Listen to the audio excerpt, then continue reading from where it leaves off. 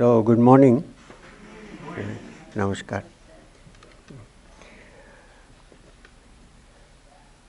I know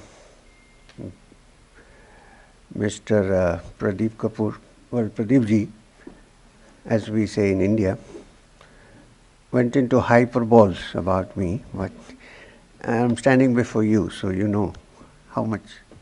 Do I look big? No. So, let me start with a little prayer. Don't worry if you don't understand the Sanskrit. It's a leisure world. So I'm going to, in the end, come to how to be at leisure in spite of good work. We'll come to that later. And in the beginning, I would start with a quote from our ancient scriptures in India, which do not consider India alone as the world, but have a completely global perspective. It's very important to note. You're not stuck in an island. So I'm going to chant this, and this is from the ancient scriptures. You might have heard it, so at least the Indian population might have heard this, those who are here. Some may not have. But don't worry about the words. You don't have to by heart it. I'll explain the meaning. It starts with Sarve Bhavantu Sukhinaha. Well, Sanskrit is nice to chant. Sarve Shantu Niramaya. Sarve Bhadrani Pashyantu. Ma Kaschid Dukhapat Bhavet. Loka Samasta Sukhino Bhavantu. Well, to put it in a nutshell, it simply means, may the whole world be happy. May we see auspicious things. May everything be good. May everyone grow strong. May the whole world be, that's the last sentence. Loka samasta sukhino bhavantu. Not that India should be happy or Europe should be happy or the whole world.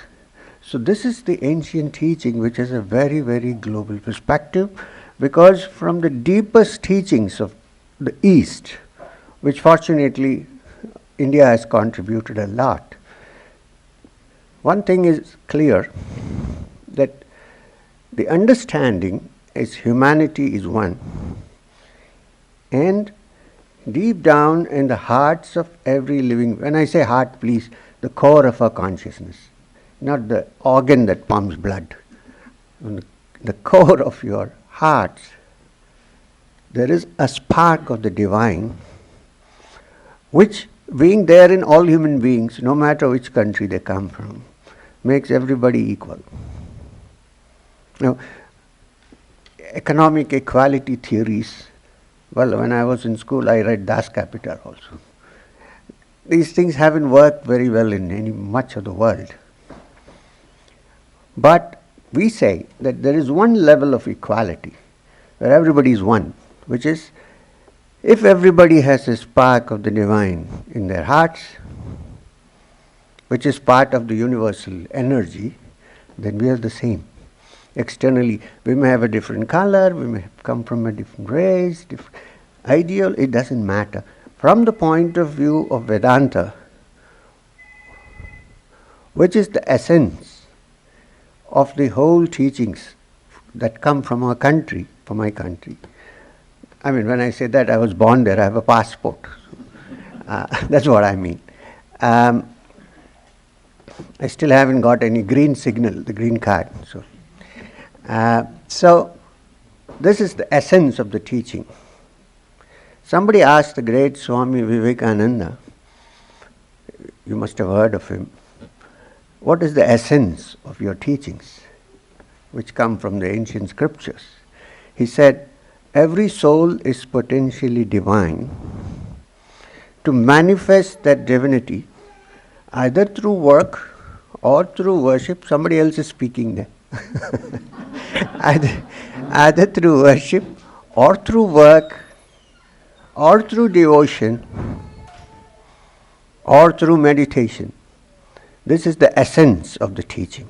Everything else, he said, are fancy trimmings.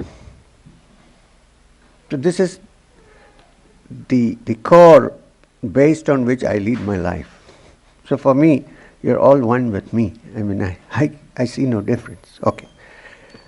It's not as if only Swami Vivekananda said that. In India, actually he didn't say this in India, he said this in the United States. Apart from that, if you can think of somebody, a yogi, according to us, who walked the streets of Jerusalem 1,000 years ago maybe, a man who self-confessedly was homeless. He said, "The foxes have dens and the snakes have holes, but the Son of Man knows not where to lay his head." Today it would be considered homeless, terrible thing to say, but then he was what in India we call a parivrajak, one who moves from place to place, who has no fixed abode, because like the birds, he thinks that every place is his abode. The Gita has a nice term for that, aniketa, one who has no home. Not in a deprecatory manner, but in a very nice way, positive way. Somebody who looks at the whole world as his house. He said something very similar to what Swami Vivekananda said. He said, "Lay treasures in your heart where thieves do not break in and steal." St. Matthew's Gospel of St. Matthew. Can't hear? No? Oh.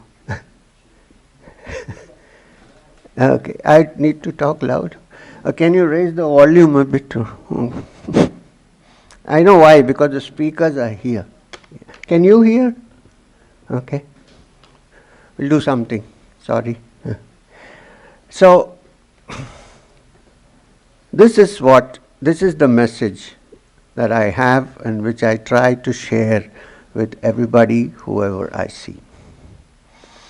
And in the last part of the talk, I'm going to talk to you about this treasure where thieves do not break in and steal, which needs no locks and deposit boxes, and which is common to all human beings, and how probably one can touch it in some way, practical ways. Now we are here, this is called leisure world. I will also tell you how in India it's called karma yoga, how you can work, do whatever you can and still keep your mind absolutely at leisure. And then this place is also called continued learning. Center for, even better, Center for Lifelong Learning. This is something I want to point out. The moment we stop learning, we are finished. Age is not the criteria. Of course, when you are aged, you have some physical problem. I can understand that. But really, from the point of view of the mind, age is not a criteria. There are people I know who are just 20 years old and who have stopped learning. They have believed in something and decided this is the be-all and end-all of existence and finished. No more opening of the mind, no more learning. But the human capacity is to go infinitely into learning more things. Because Vedanta says the human being is a spark of the infinite divine, and therefore we have the potential to expand. But when you get stuck with what you know and you're stuck there, then this lifelong learning does not last. If there is no lifelong learning, then you're stuck, then you're old already. Physically you may not be, you may be 25 years old, 25 years young. But in the mind, if the mind stops this lifelong learning, it's done, it's already old. So, there are all these pointers in the ancient teachings which say, don't stop learning. In fact, one of our ancient scriptures called the Upanishads say that he who knows, knows not, and he who knows not knows. Why did they say that? It's just a tongue twister, or what do they mean by this? Are they playing with words? Uh, the thing is, when you touch that inner,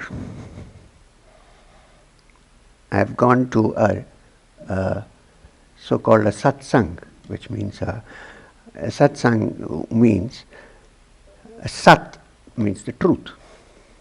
You need not imagine the truth, but truth as it is. And sangha means a group of people trying to study the truth. That's a satsang. I went to a very prominent man's satsang once, long ago, before, when I was always in hiding, not saying anything, just listening, the zip on my mouth. I went once, and he was supposed to be a very great man. And he started the satsang. And he was talking about peace and loving care and understanding. A little baby cried. You should have seen his face. It was red. And he said, "Get out." I said, "What's this? He's supposed to be a greatly advanced spiritual person. Can't he listen and tolerate the cry of a little baby inside? Was he never a baby in his life?" I won't name anybody.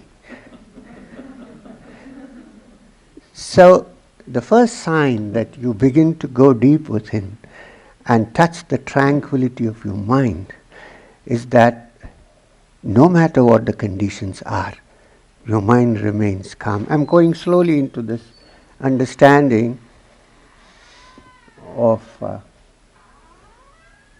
somebody you know? Okay, good. Tell him it's working. Okay. I hope. So, I'm going very gradually into the last part of the talk. After that, we have a question-answer session, so don't worry about that. We'll certainly ask questions. And try to find answers. Try. So the most important thing to understand is that when you have touched the core of your being, which is actually a spark of the divine, let's put it this way. Slowly I'm changing my language a bit. Then you are tranquil and at peace no matter what the external circumstances are. Here I would like to quote, you don't have to study by heart again. This is from a great text which is called the Gita. In India we have a great, please don't think it's a scripture for India. It's written in Sanskrit in ancient times and the source is India. We can't help it. But it's for the whole world. You know, it's like saying that Einstein is only for Europe. So, this is this book called the Bhagavad Gita. The meaning is song of the Lord. Song. Not the Lord talking, but singing. You know, it means a lot of things. And the word Lord has many meanings. Okay, we'll not go into that technical aspects. But in it, a teacher is talking to a disciple who is very close to him, intimate terms, sitting next to each other, in talking. Questions are asked, dialogues continue. It's called a samvad, dialogue. Although most of the talking is done by the teacher, as it happens. But the disciple is allowed to butt in every now and then and ask, no, you can't, this can't be so, how can I do it? And then it continues. And this, the disciple, after listening to 11 chapters, in the 12th chapter, and why do I think it's not just for India but for the whole world? Because it starts with chapter 1, which is Arjuna Vishada Yoga. The name of the disciple happens to be here Arjuna Vishada Yoga means the yoga. You know what yoga is? Everybody now knows yoga. Stand on your head and wave your legs up there. I mean, that's not just, there are many more things to yoga. So, Arjuna Vishada Yoga, which means the yoga of Arjuna's insecurity, sorrow, indecisiveness, confusion. This is how it begins, the chapter 1. I think that it means all of us who at many stages in our life face the same thing, confusion, insecurity, don't know what to do next, sorrow overpowers us, we don't know where to turn. This is the starting point, the first chapter. And it goes on and on and on, and Krishna teaches the disciple various things, various chapters on meditation, on how to work, Sankhya and so on. And finally, he comes to that part. Now he's talking more than me. She or he? He. I know. So, in India we have a concept called Ardhanarishwara, of Shiva who is neither man nor woman, just there. So, what did I say? I must tell you that whenever I ask this question, what did I say? The other day somebody sent me an email with a list of medicines I should take because they thought I was losing my memory. Vitamin D, vitamin A, vitamin... What I do is because then I can get to know if people are really listening faster. Anyway, so what did I say?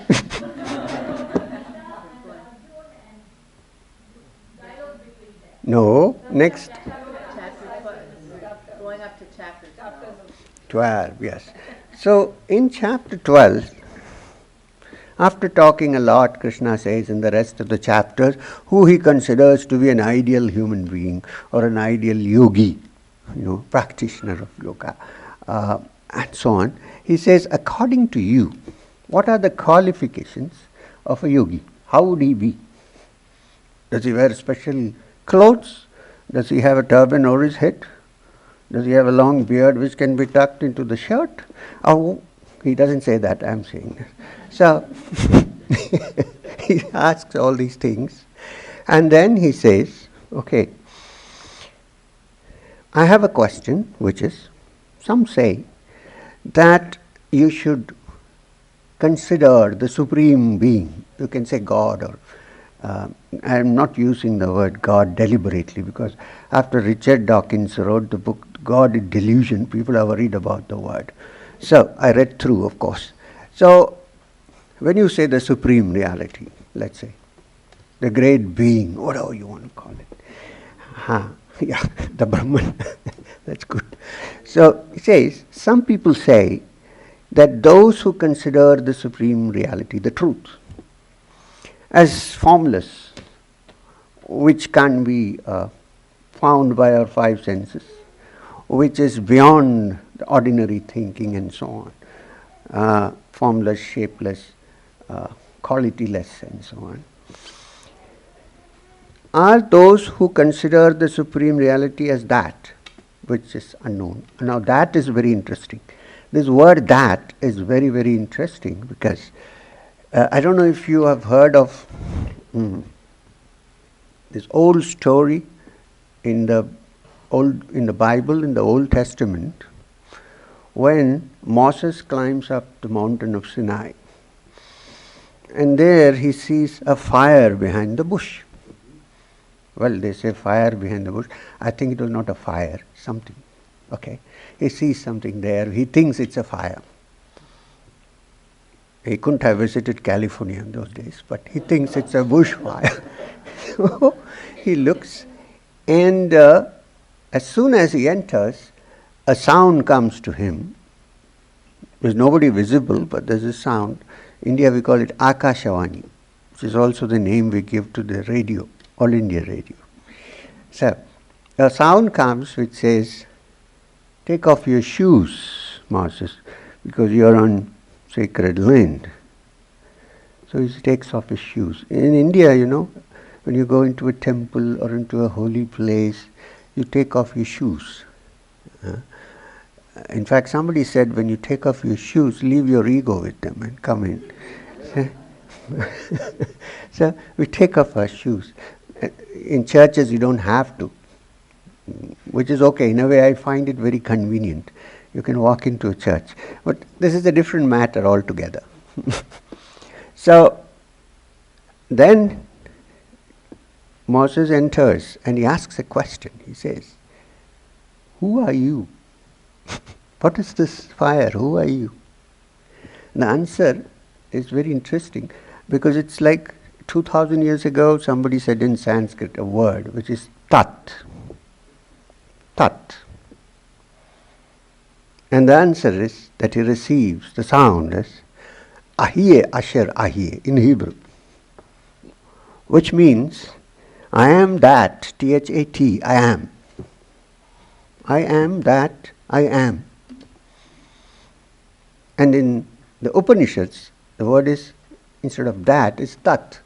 Probably the root of that. Perhaps. And it also adds, tat tvamasi, you are that. Which is good news. If it is that and we don't know anything about it, it makes no sense. But if you are that, then it makes sense. Not you as you are now, but perhaps when you have cleaned your mind, become dry, and so on. So, Krishna asks, the disciple asks the teacher, so, who do you think is the greatest of yogis, the greatest of devotees? One who considers the Supreme Being as the formless and so on? Or one who worships him in some kind of a form or a symbol, as you are sitting before me? What if I worship you? And the answer is very interesting. Krishna says, the teacher says to the disciple, well, it's all right to do that, there's no problem, because great rishis and wise men have done it before, the Brahman. So, it's okay. Volumes have been written on the Brahman, which is formless reality. However, most human beings are name and form oriented. We all live our lives through name and form. If I know Mr. Kapoor's name, the moment the name is mentioned, I have already figured out the shape, the form. Of course, shapes keep shifting depending on food, but but you can immediately identify it. So, so this in the ancient text is called nama and rupa, name and form. So he says, since most of us live with name and form, it's better to have a symbol or an image or something to keep our mind centered. It's not easy to look at that because it's a finite mind.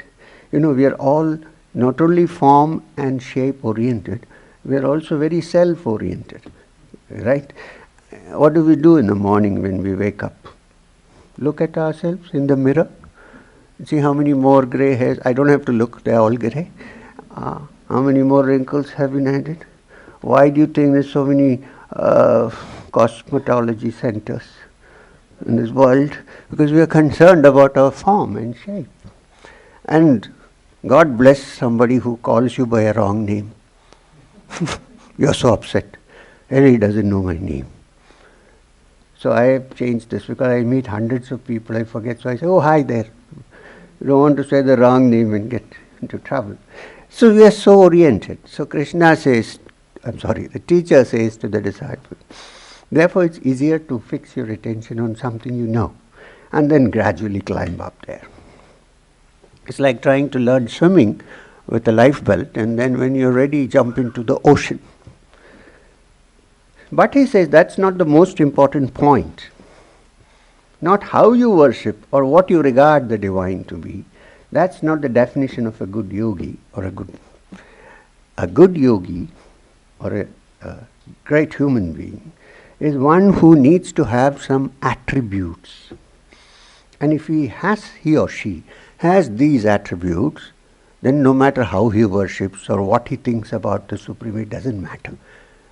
And what are these attributes? 1.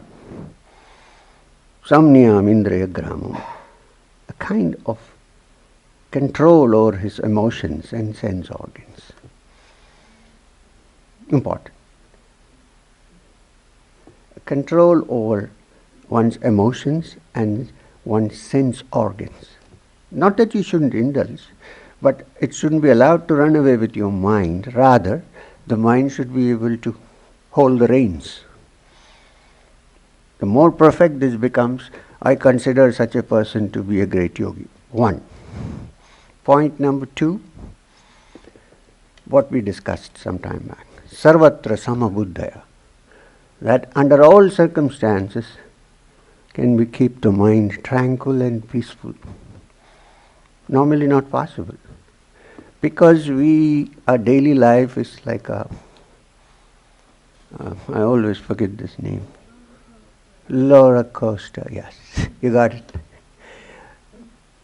When somebody praises us, we are on cloud 9. When somebody calls you a fool, you're in the dumps. Why? Why can't we hang on and say, it doesn't matter what others say, I am what I am.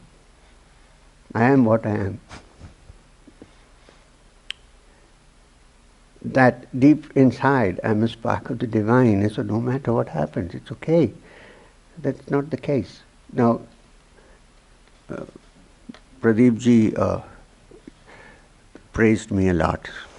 One of you says, you're a fool. I would be upset? I don't think so. But one would be upset normally. And that too in a public function. You are a fool. Oh. But if I didn't know English, what would happen to me?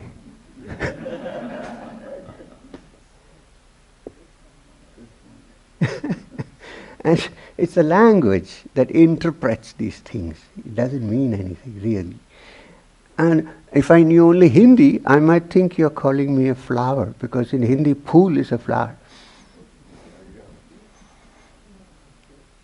So, irrespective of what reactions and how the world is treating you, can you stay tranquil? Not that you shouldn't work towards solving the problem. That's not what we are saying. But not to get worked up.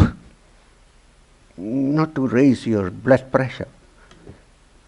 Can we remain tranquil? Also in pleasure and pain, which is difficult, and sorrow and happiness. Both.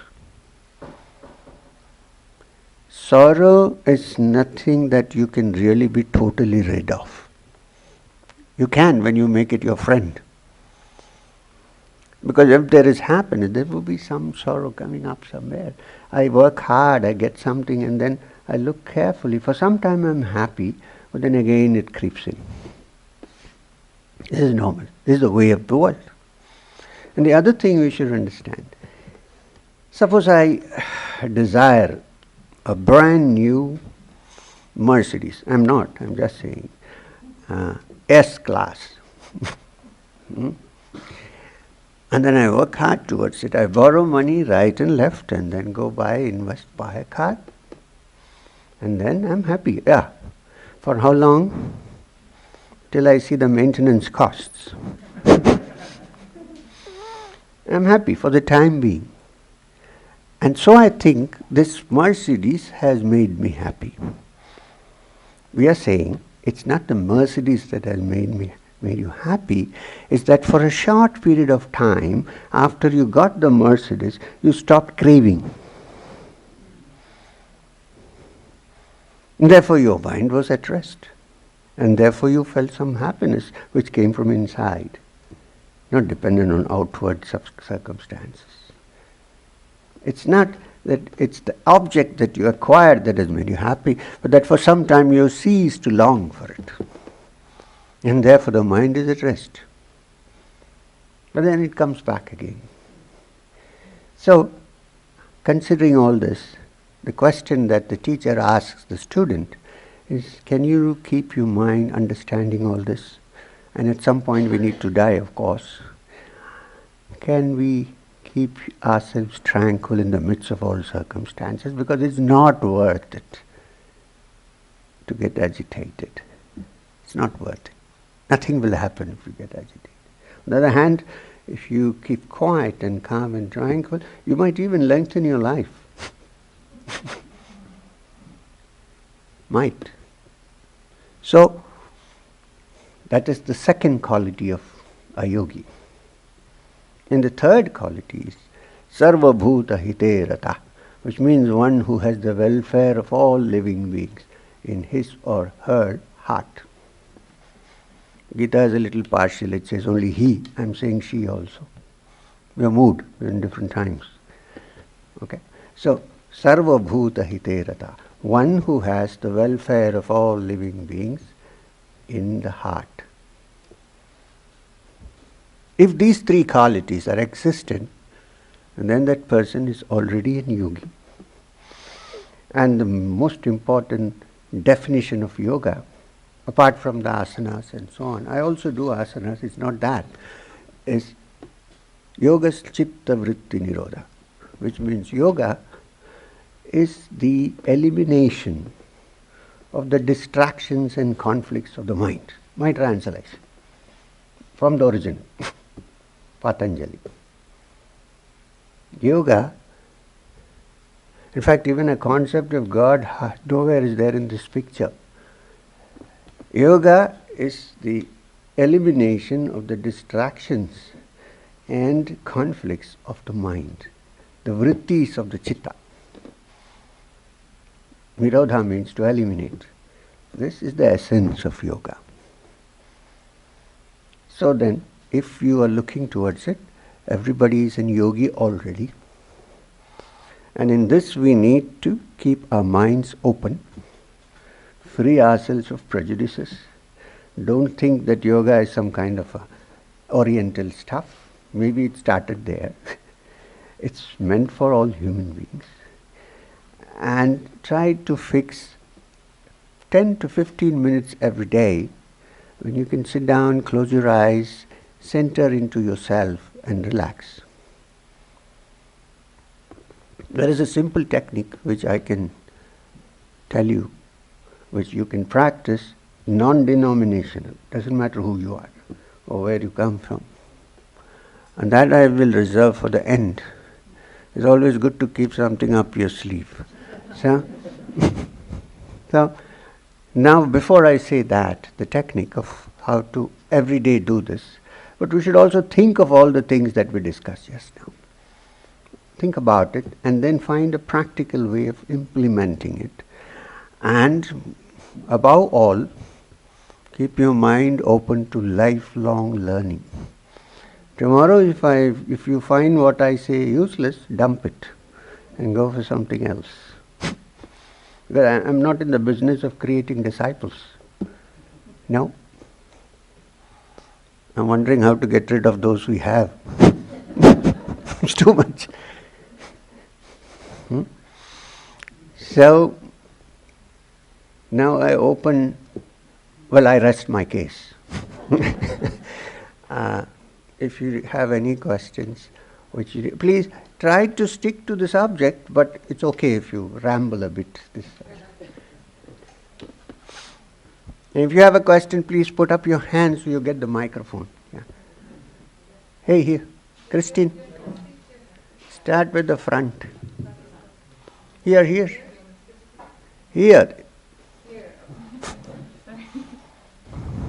you. That's great. Thank you, Christine. Introductory film. Huh? The film that we watched, is that available to us? Is it online? It's on YouTube. The movie they watched, is it online? Yes, it's on YouTube. We can send you the link. Okay, done. That was it for my question.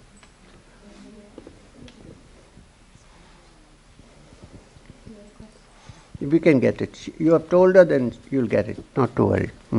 Hi, thank you for coming, Sri M. Thank you. My question is about yoga. I've been practicing for 35 years, Wow. up and down, up and down. Up and down. And during meditation, I often find myself fighting with myself, and thoughts are coming, and I'm fighting, and I'm pushing them away. Right. And I'm tired. I'm tired of the fighting, and my meditation has not been good for 35 years. So can you talk to that? At the end of the talk, I'm going to give you something practical, which is for everybody. But before that, let me explain this to you. I don't think most people cannot really meditate.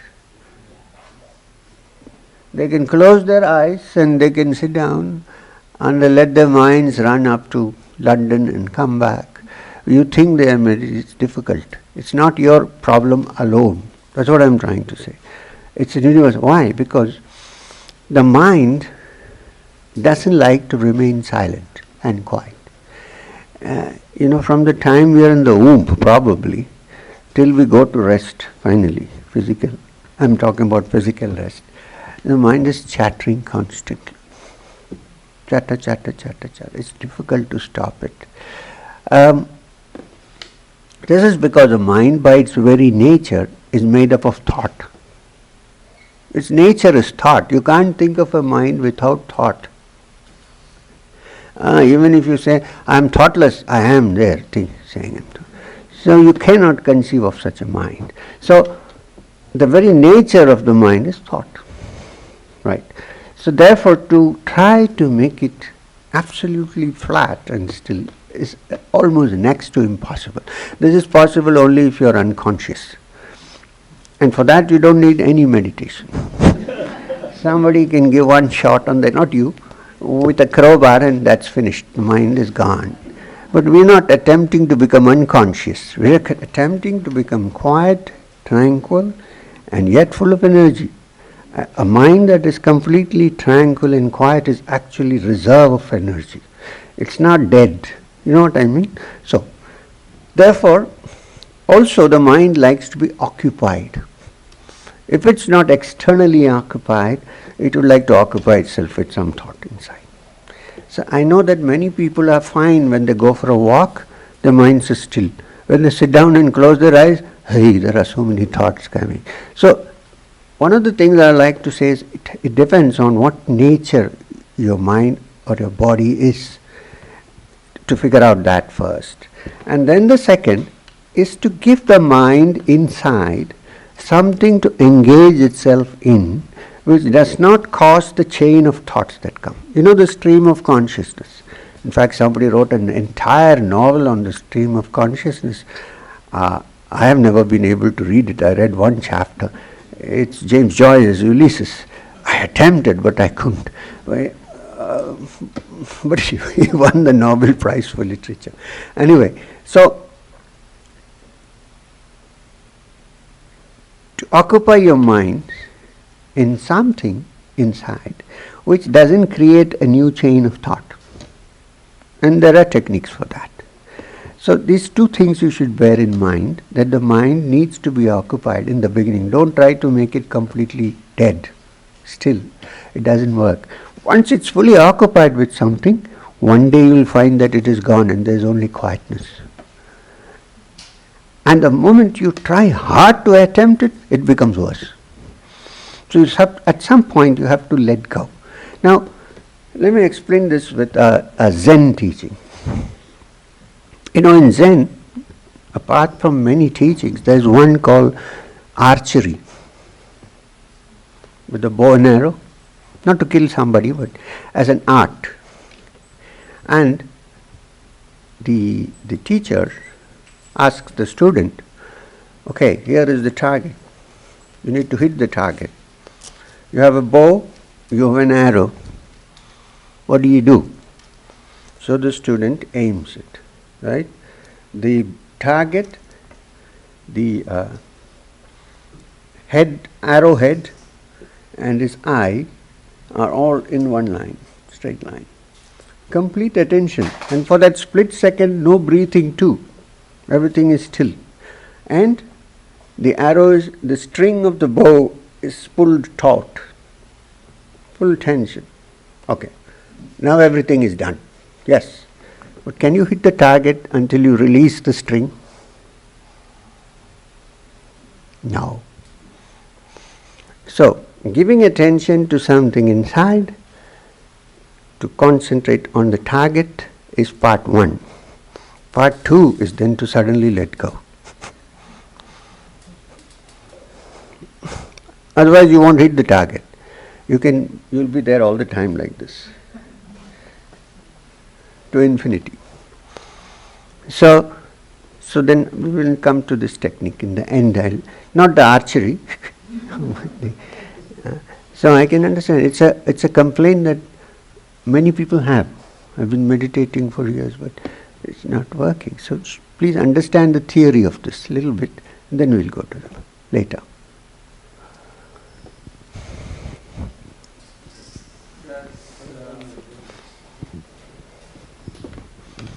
Does pranayama, the exercise for the breathing, does it help in practicing meditation? This is what I'm going to let the cat out of the bag in the end. But since you asked about pranayama, I would like to say a few words. Yes. You see the word? Sir, you see the word pranayama. Prana is life energy, and yama are the rules and regulations for it. How to control life energies. What sometimes we confuse is that prana is the breath and therefore is breath control. No. Prana is the entire energy that moves in our system, which is responsible for our metabolism. Anabolism, catabolism together.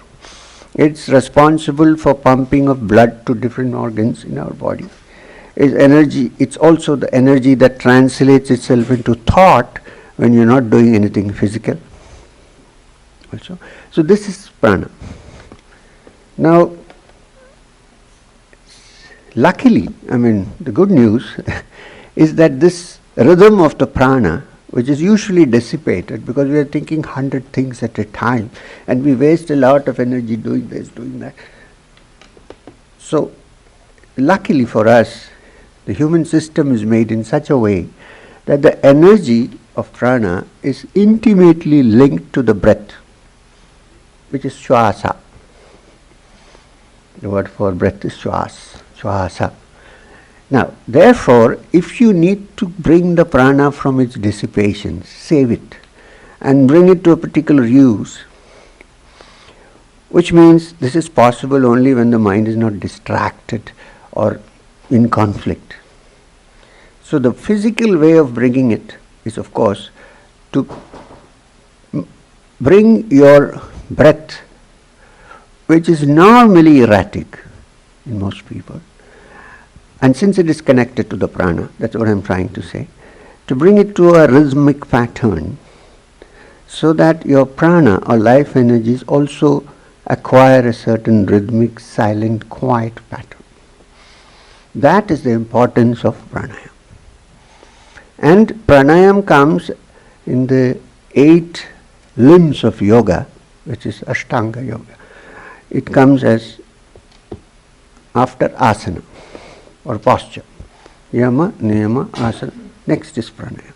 Because prana or the shwasa which is linked to prana is an intermediate state between the physical and that which is not physical. So slowly the mind begins to get subtler when it gives attention to the breath. It's very interesting that in the yoga tantras, the energy levels have been defined as solid, liquid, air, akasha and so on. You won't say solid like in English, prithvi. Prithvi is solid, earth, gross. Apas is water, which doesn't mean just water, liquid, tattva. Then anahat here is vayu, wind, and then akasha. Now the prana and the shwasa are linked to this tattva, which is called vayu tattva. That means the wind. It's like the big wind that goes on outside. It's also the little wind that moves inside. In the digestive system, it becomes the wind that we are very afraid of letting go of. It's the same tattva. Although the Upanishad says let go and rejoice, that's not meaning that. So, because the other guy won't rejoice who is near you. So, therefore you're right. So pranayama is an important part of step-by-step meditation. I hope I'm coming. Thank you very much for your presentation. Have you ever heard or seen a group yoga where people sit in circle and hold their hands Each other. as a chain and help each other And help. without talking, just Okay. meditating. And do you recommend that? And how effective would that be? Yes. If the persons who are sitting around holding their hands are of the same nature or thinking of the same goal, then it would be very, very useful. Because if there is a person in between or a couple of persons who think right opposite, we just come for fun, it won't work. And the negative thoughts might get distributed. So if you're sure, that's why you have to be very careful when you form a circle to make sure that the person is already a little bit qualified to sit, and not every Tom, Dick and Harry. I mean, you need to be careful. There should be some kind of a filtering process. Otherwise, after some time, you will find that it will generate into something which is impossible to. So do you think it's dangerous? Yes, it is dangerous as long as there is no process by which you can figure out if these people can sit together. If you want to sit together in a circle, it's a great thing. It's wonderful to do that. Sangha is a very important thing. But there has to be some criteria by which you work out if the people are there seriously to find something, not just like. Then it's very useful. In fact, it's more useful than sitting alone. You see, all congregational prayers are become strong because there are many people. The negative side, the other side is that if you have a congregation of people blowing trumpets and saying that kill, this also works, right?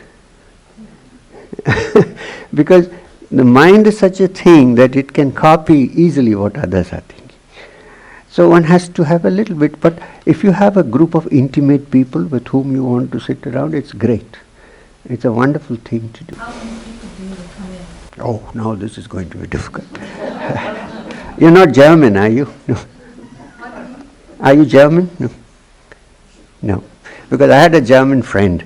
So once I told him, joking, there is a link between our mind and the universal mind. He said, how many links? This guy.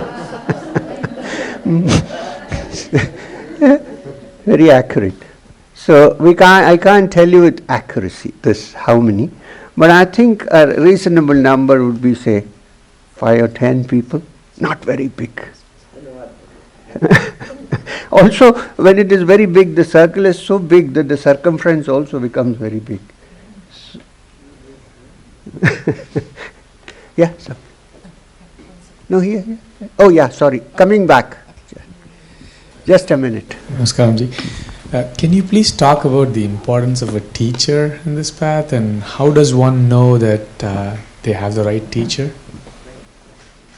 Since you are coming from India, I must say that unfortunately nowadays there are more teachers than disciples.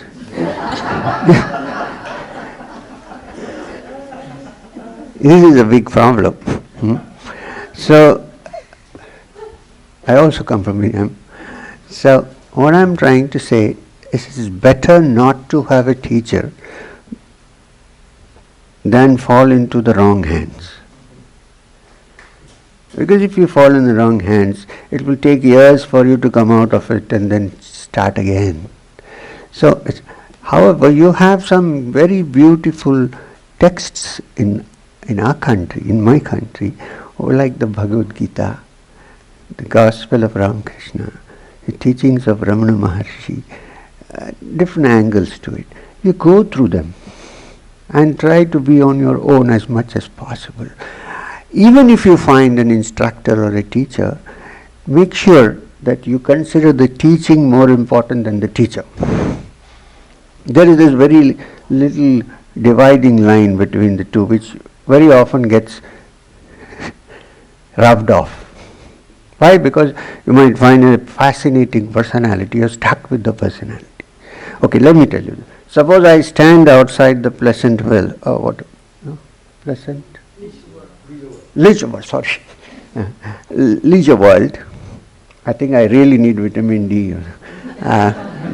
Leisure World. And somebody comes to me and says, "Sir, how do we go to Pradeep's house, Mr. Kapoor's house?" Suppose I know how to go there. Suppose I know. Unfortunately, there are people who don't know who also start becoming teachers because they see for the first time somebody standing, how do I go? Anyway, suppose I really know. And I say, okay, you have to go this way, turn left, turn right, and then you see a parking lot, the door number is this. Right? I say that. Now, if you have to reach Pradeepji's house, what will you have to do? You have to go.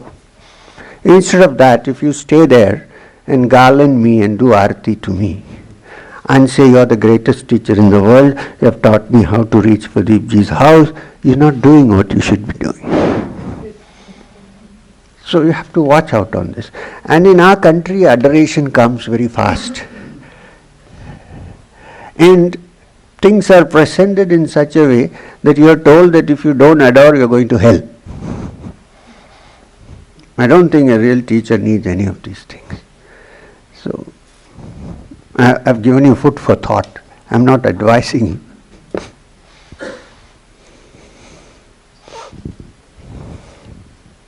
There is so much violence in the world. When I saw the title of this presentation and the word peace, I was going to go there. And I just don't know.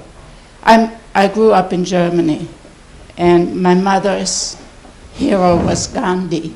This is just a coincidence. I had no idea this had to do with... No, what's that? What did you say? I'm sorry. Your mother? Oh, Gandhi. Okay. But I had the feeling that my mother's ideas were made fun of amongst the Germans. What? People who are aggressive and destructive and who have this sense of violence.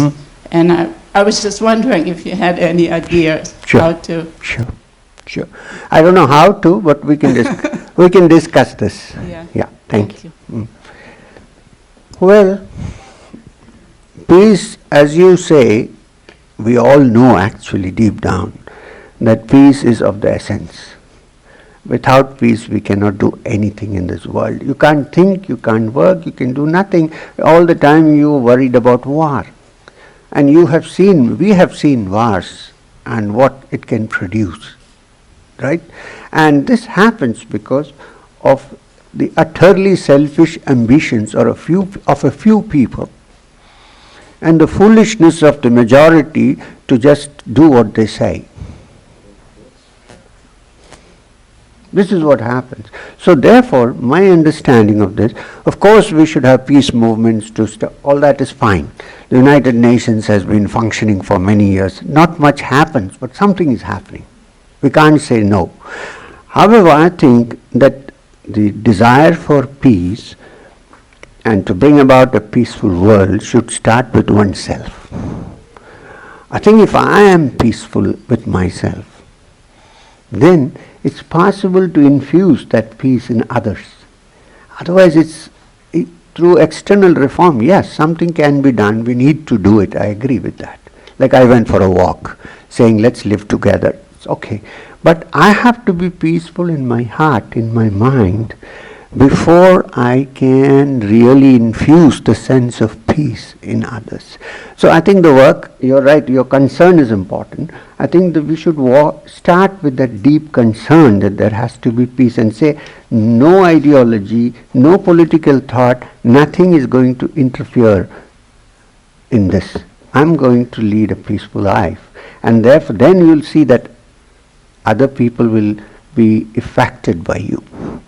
So, not you, I mean anybody. So, I think it should start with myself. I should be at peace. I should be away from conflicts and confusions which get translated into violence after a while. Children who are brought up with great tension and physical disciplinary actions turn out to be very violent in the end. There is no understanding. If you are okay with it, so we'll have one last question. Where?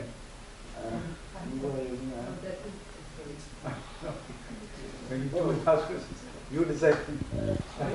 Oh, right here. I see a lot of hands. Peace, peace, peace. Om Shanti, Shanti. So my question is perhaps in a way an extension of the first question or related to it, having to do with the struggle against thoughts. And there's a particular kind of thought pattern that I wanted to ask you about that I have noticed is particularly difficult to let go of, related to feeling unfairly treated, judged, cut down, and particularly not by people what we can regard as opponents or enemies, that's easy, but by people we want to think of as friends.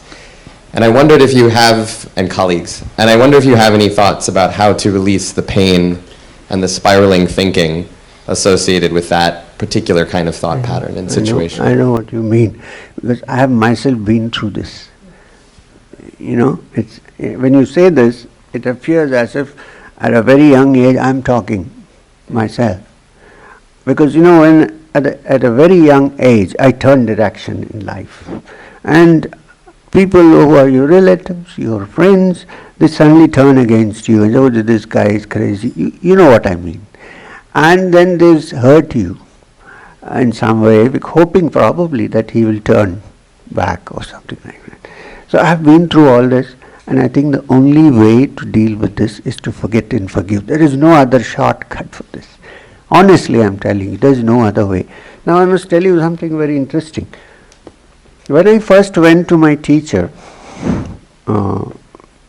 Maheshwarnath, well, he is a unique teacher because he didn't have an organization or a banner or anything of that kind. At least we have a satsang foundation. He had no foundations. He was foundationless. And when I went to him and I was learning to meditate, he said, sit down, watch your breath, calm your mind. I could do everything, except that there was one guy who, when I was very young, gave me a lot of trouble. So whenever I sat and cleared the mind, this guy would appear before. In my mind, of course, he wouldn't appear, actually, it would come.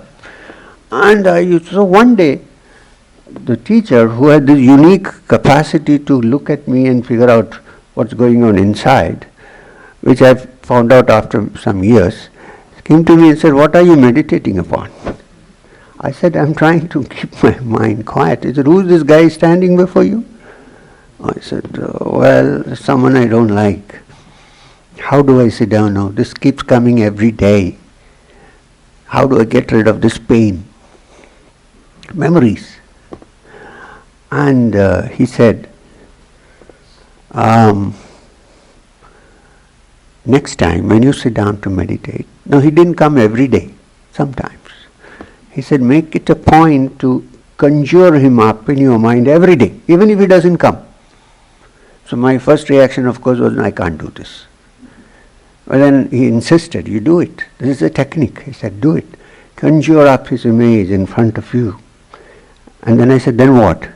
Then he said, offer some flowers at his feet and say, your God in human form, come to help me out, to clear my mind. I said, Babaji, this is impossible. Can you teach me some other technique? He said, look, when you came, you said you'll do what I say, right? I said, yes, do it. So I did it. Believe me, first 3 days it was very difficult.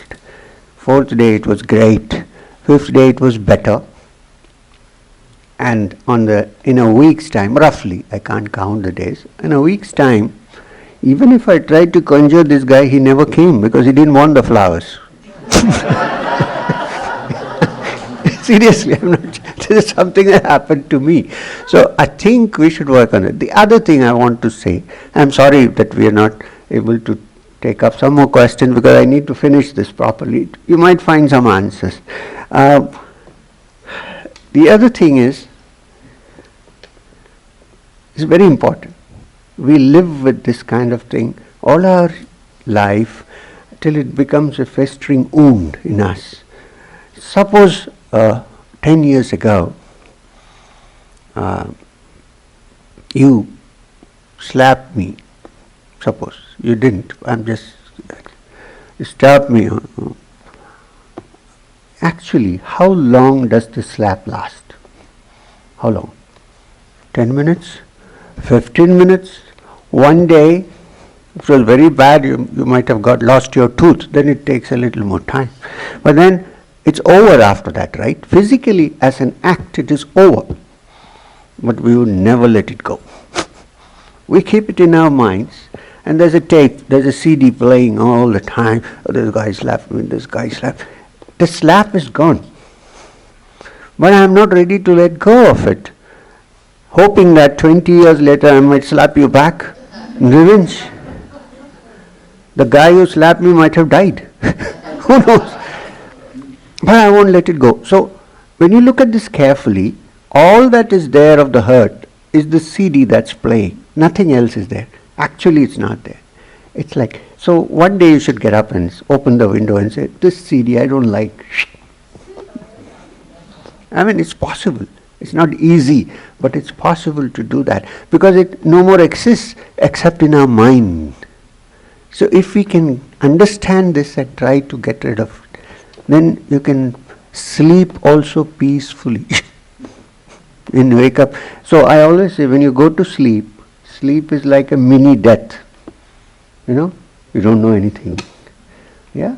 And then you wake up and you again life, rebirth. So when you go to sleep, can you say, this is finished. Tomorrow is a new day for me. I know of husbands and wives who have lived a married life for 30 years and after the first week they really haven't seen each other's face because they have formed opinions about them and they are seeing through the opinions, not actually. So we should freshen up our mind periodically, wash the muck out and try to be free. This doesn't need any religion, it needs some work. And the understanding that is you're better without it.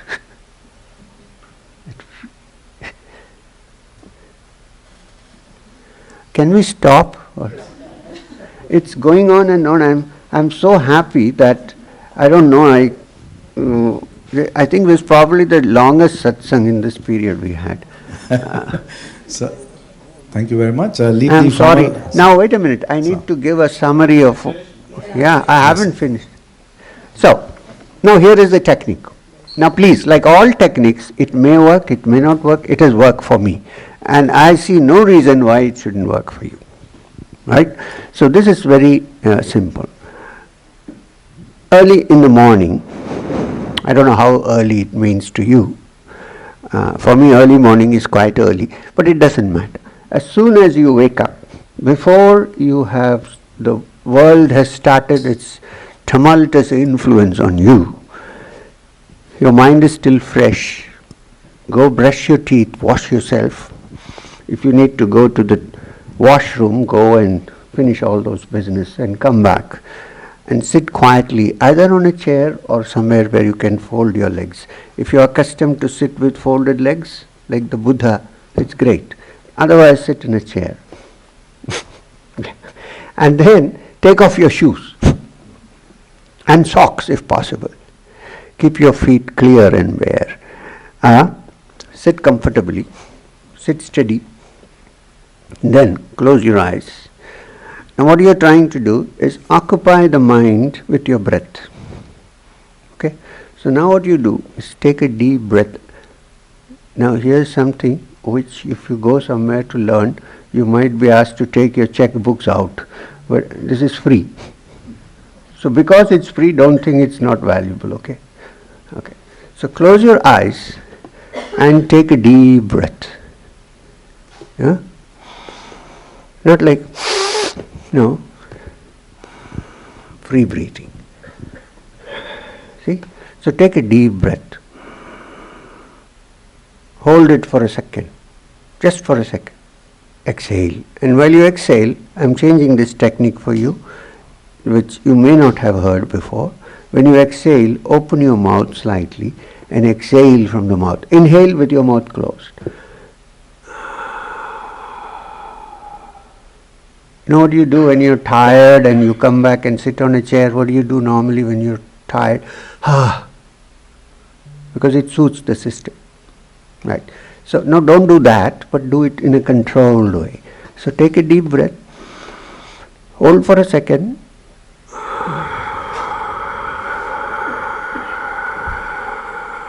Breathe out. Your breath may not, your exhalation may not be so long, but it's okay, as much as you can. And then, again take a deep breath. Hold it for a second. Exhale. The most important thing is to give complete attention to the breath. So how do you do that? Listen to the sound of the breath as you inhale. See the sound?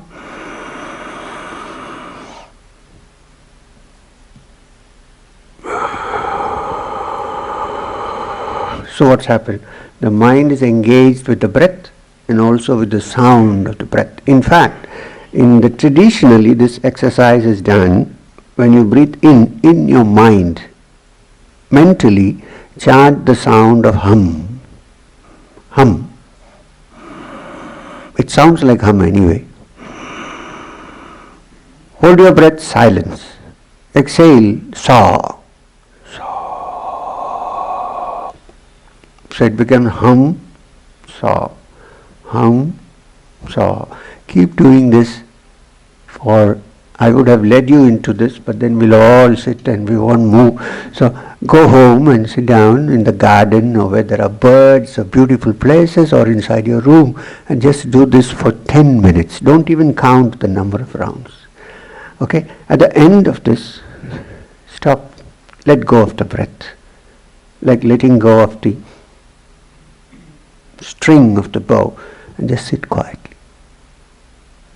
Doesn't matter what thoughts come and go.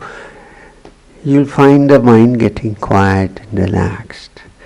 That quietness and tranquility is not only needed for your daily life, is also needed for going further up into the realms of higher consciousness. This is important. Right? Thank you. Thank you.